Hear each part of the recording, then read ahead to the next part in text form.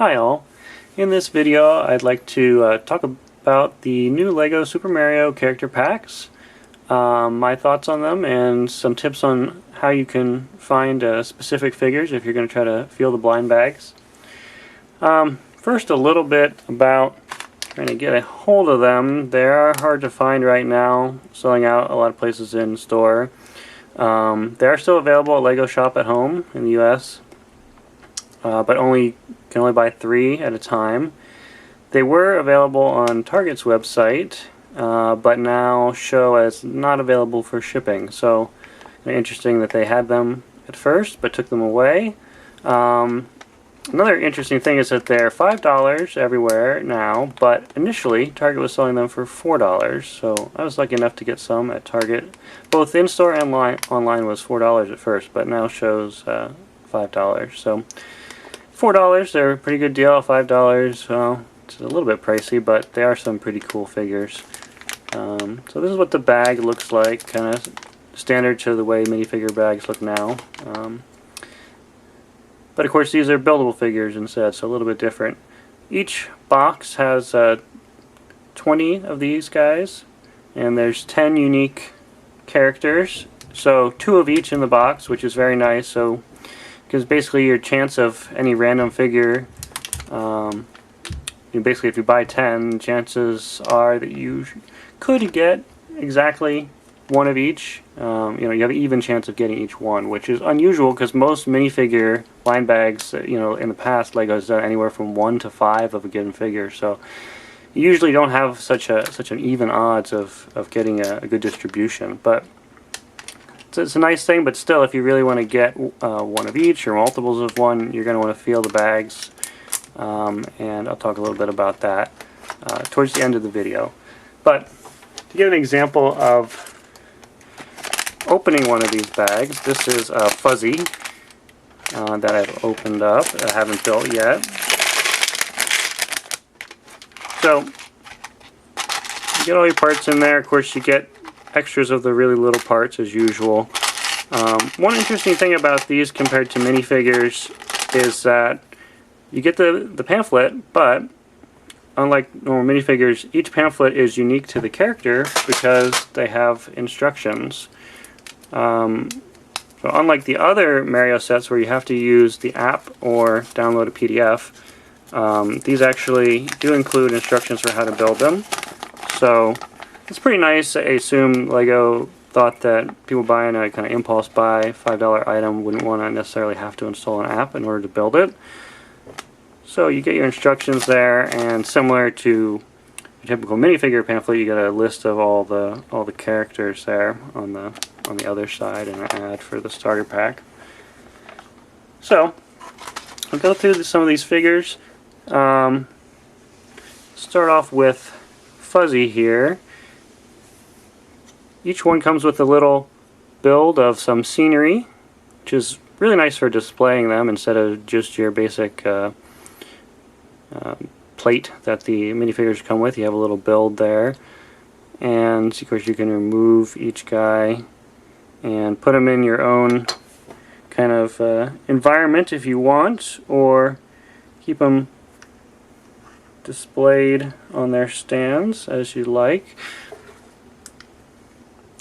Now if you have them interact with Mario, they have different sounds. Some of them are basically the same, some of them are unique. So Fuzzy is generic. Interestingly, basically you can jump on all of these characters except for one and get coins, which is not really accurate to the games, but I guess it kind of makes sense that they want you to be able to do something with Mario for them. So the one that is different is Peepa. Peepa actually, you don't get any coins for interacting with him. He scares Mario, so that's actually pretty cool. I think that one's a little bit different. Not sure why they didn't opt to do that with any of the others. Like you couldn't normally just jump on a Fuzzy or a Blooper, but in this version you can. Alright, so in terms, I guess as I go through each one, I'll talk about how you can find them. So in terms of finding yourself a fuzzy, the unique things here are the hinge. Hinge pieces have a very unique feel to them, especially when they're separate in the bag before you put them together. So you're going to feel, you know, this sort of shape or kind of pointy inside of one of these. The other thing is they have 2x2 bricks, which none of the other figures have. So either of those is a good way to identify yourself a fuzzy. In terms of Peepa, here's a little lava build, which is kind of interesting to me. I thought maybe a haunted house build would be more appropriate, but I guess some Peepas do appear in the castle sometimes. So it is nice that only 2 of them come with the lava red bases, so I guess they want to give you that. Very nice printed face on this guy. Some things that are unique on him: he's the only one that has a 2x2 round plate with the barcode, so that's identifiable. Only 2 of them have a 2x3 brick, and this is also the only one that has these 1x2 slope pieces. So a few different things there. Oh, and actually the 1x3 arch pieces. So 1x3 arch piece, 2x2 round tile, 1x2 with a slope, all really unique to this guy. So should be pretty easy to identify from those, even though they are mostly smaller pieces. And there's Blooper for him. You get a water sound effect and a coin. His base has a couple unique things. One, it has this kind of frond piece, or this plant piece here, and also this new coral piece, which only came out in sets this year. So that's a big, uniquely shaped piece, so that makes him pretty easy to find, is the coral, or you could also find this plant shape. Yeah, and these are unique, but not as big, maybe, or noticeable. But you might be able to find the kind of the spiked plates as well. Then, continuing with the water guys, we have Urchin. Similarly, makes just a water sound effect and a coin. He has some unique pieces. These 2x2 round bricks, 3 of those. Doesn't appear in any other one. Plus this blue gear piece, which is meant to be like a water splash there. That's also pretty noticeable of a piece, so should be helpful to find Urchin. We have Eep Cheep, flying Eep Cheep, similar to a Cheep Cheep, yellow or orange, and he's got this seaweed piece, which is useful for identifying him. That's unique. He has wings, but so does Paragoomba. This 1x3 slope is also unique to him, but maybe not as noticeable as the seaweed. Okay, again, water sound effect.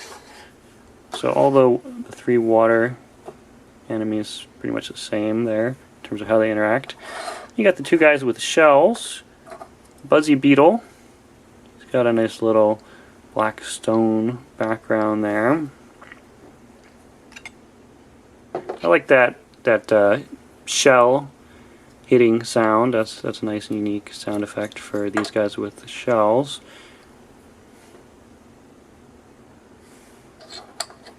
So only 2 come with shells. Here you can identify he's got the smooth shell. The shells are pretty cool pieces with the dual molded colors, white and dark blue there. Spiny, he's got the shell with spikes, which is even more of a neat piece, I think, than the smooth shell. So the shell with the spikes would be the most noticeable thing there. Actually, I'm realizing now he does have the 2x2 rounds like the Urchin. So the gear is going to be more unique on the Urchin there. But anyway, the shell is going to really stand out because the shells are pretty big in the bag. So you're going to find this shell right away and say that's a spiny. If there's no shell in a 2x2 round, then it's going to be Urchin over there. So those guys with the shells, probably the easiest to find other than these guys with the coral and seaweed, which are also very big, noticeable pieces. So you also get the shell sound effect there with Spiny, which is cool. Bomb-Omb, it's got a few interesting pieces, but they're on the smaller side, like the wind-up key, the little flame. He also has a 2x3 brick, like Peepa. So that's limited to one of these two. But yeah, the only thing that's truly unique about him are these smaller pieces like the key and the flame. So you'd have to look for those or the absence of other things, right? So if you have a 2x3 and you don't have a 1x3 arch or a big 3x3 tile, then it's going to be a Bomb-Omb. So he has a pretty interesting sound effect.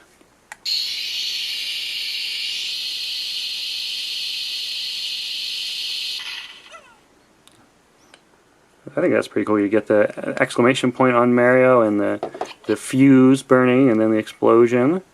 But you only get that the first time, then after that it's just going to be like you're defeating him and getting a point. So the first time you don't get a coin, you just get that explosion sound effect and everything. And the Paragoomba, basically just a Goomba with wings, sometimes riding on a cloud. So very similar to the Goomba that comes in the starter set, other than the actual build to incorporate the wings makes it a bit more complicated. Here's the starter set one. You also get a different facial expression on him.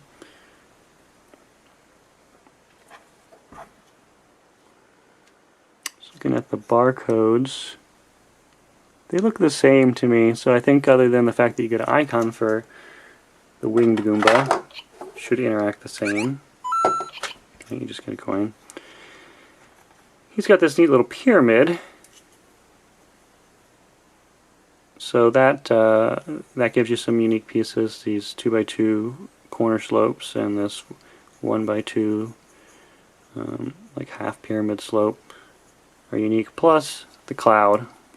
The cloud is a nice big unique piece here, and nice to have those clouds. They're pretty new piece as well, and appear in a few of the sets, the Mario sets. Alright, and then lastly we have our guy here, Bullet Bill.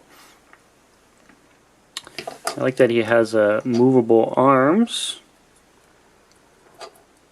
which are individual pieces there that just go into 1x2 Technic bricks. And the little cactus background there from a desert level.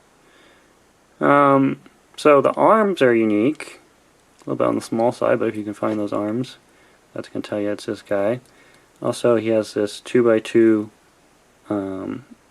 like half cylinder piece for his nose, whereas you do get the 1x2 quarter cylinder pieces on like a Peepa, and also on the hill for Bomb-Omb, and also on the hill for Fuzzy, but you only get the 2x2 version here on Bullet Bill. So that and the arms, good things to look for. Yeah. These tiles are unique but pretty small. The kind of tooth-shaped tile, or the half-rounded tiles. They're nice, fairly uncommon parts to get, other than dots, but this comes in just a nice basic green.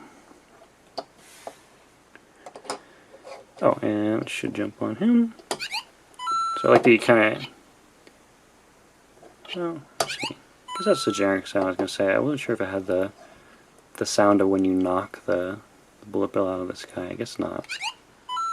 It's more of a just the same as what you get on the most common enemies. So there's everybody and some tips on how you can find them. I think it's very neat of them to do a buildable figure series like this for all the enemies, so you can get multiples of them if you want to use for your own level designs. As you'll see in some of the mocks I posted, I have a few more ideas as to how you can make simple mechanisms to kind of animate these guys and have Mario interact with them somewhat like they would in the games.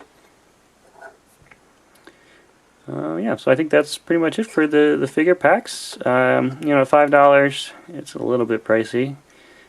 They may come down to $4 if you weren't able to get them at Target when they were $4 briefly. But they are very unique. You know, first time LEGO's done this kind of partnership with Nintendo, so there's a lot of enthusiasm for them. I'm definitely enjoying them.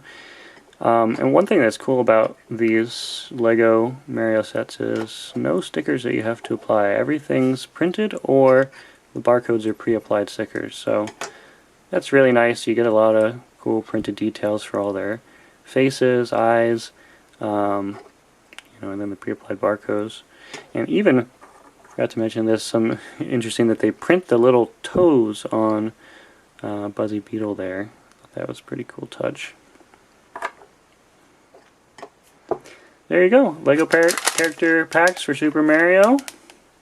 Hopefully they'll become more available soon, but like I said, you can still get them at Shop at Home as of August 9th here, but only 3 at a time.